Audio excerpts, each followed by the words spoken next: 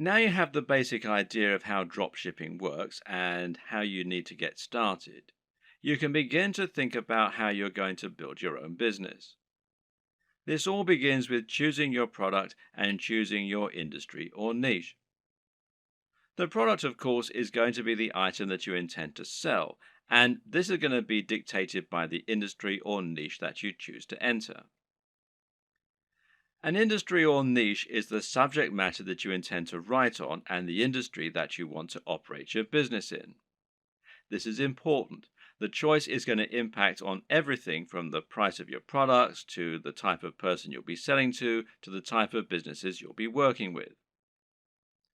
The reason we call it a niche, or niche as some people pronounce it, when talking about an online business, is that a niche is a particular category. This is not only your subject matter, but also the type of person who is going to be reading your content. It's very important that you choose this correctly because the niche will affect the size of your potential audience. When you choose a subject matter, you want it to be one with niche appeal.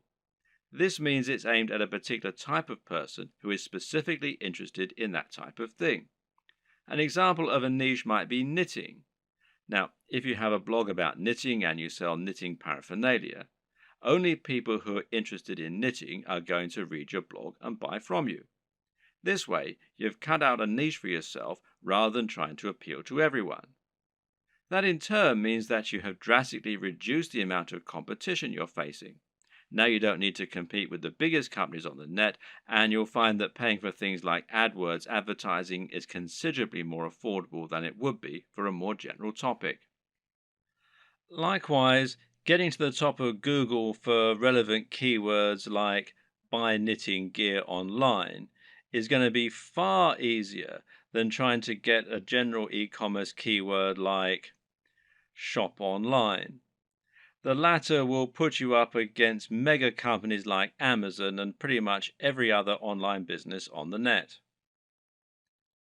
But the problem with choosing a niche topic is that sometimes it can be too narrow, to the point where no one is interested in buying from you. If your niche is puppies with three legs, then you're going to have a very small number of amputee puppy owners who can buy from you. You'll find it relatively easy to dominate the search engines and to be the number one supplier of products in that area. However, once you've sold to all 200 readers, well, you've pretty much reached the limit of what you can sell. On the other hand, a niche like fitness may be considered too broad. Buy fitness clothes online is a hugely popular search term that companies like Sports Direct, Sweaty Betty, and Mountain Warehouse dominate. Even ranking for search terms like how to build muscle is going to be very difficult. The perfect niche or industry is one with a broad appeal, but which still gives you a unique twist.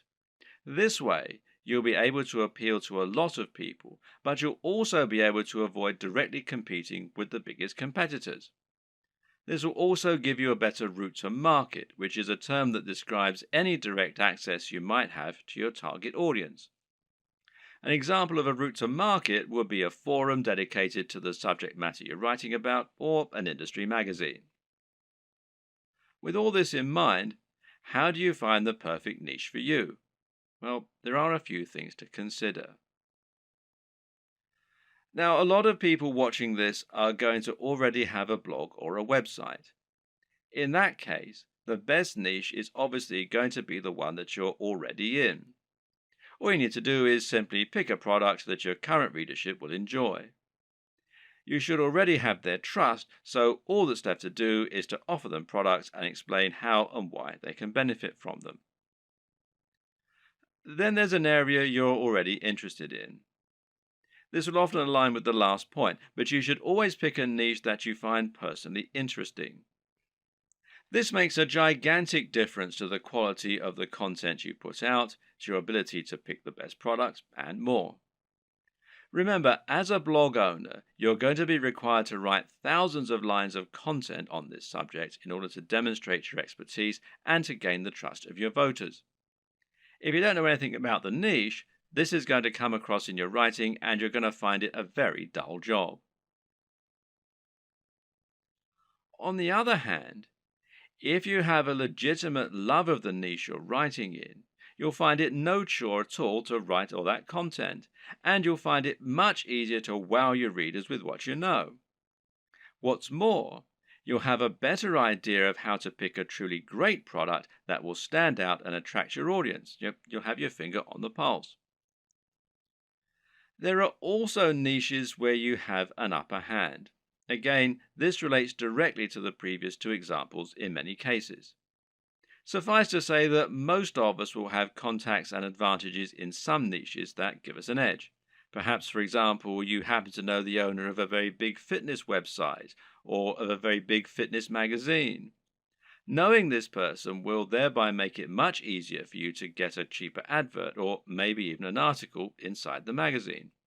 Now you can reach out to that audience directly and hopefully sell more product. Have a long think about your list of contacts and friends, and then consider finding a product that will let you make the most of those advantages. If you look at affiliate marketing, digital products, and internet marketing as a whole, you'll notice that certain niches stand out as being far the most popular, and those are fitness, making money, and dating.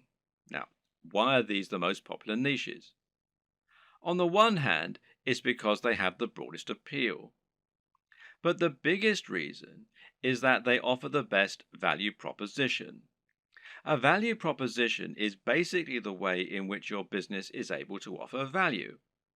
This is the way that your products can change people's lives. What is the end result of owning your product? If you're selling a hairdryer, then what you're really selling is the convenience and dry hair. If you're selling clothes, then what you're really selling is the ability to feel good about yourself, to look sexy, and hopefully to thrive in your career and in dating as a result. This is what sells. Try and sell a book about cats, and you're not really offering much beyond a few hours of entertainment. But sell a book about making money, and you're selling a dream. By choosing a product that can really change people's lives, you're providing much more value, even if the manufacturing costs stay the same. Now, this lets you charge more and make more money as a result, and it basically comes down to the niche. In order to tick all these boxes, one strategy you can use is to target a sub-niche, a niche within a niche. An example of this is targeting a specific type of person within the fitness niche. How about fitness for the over 50s or dieting for the diabetic? You could even do strength training for martial artists. In this latter example, you've actually combined two separate niches in order to offer something truly unique and interesting.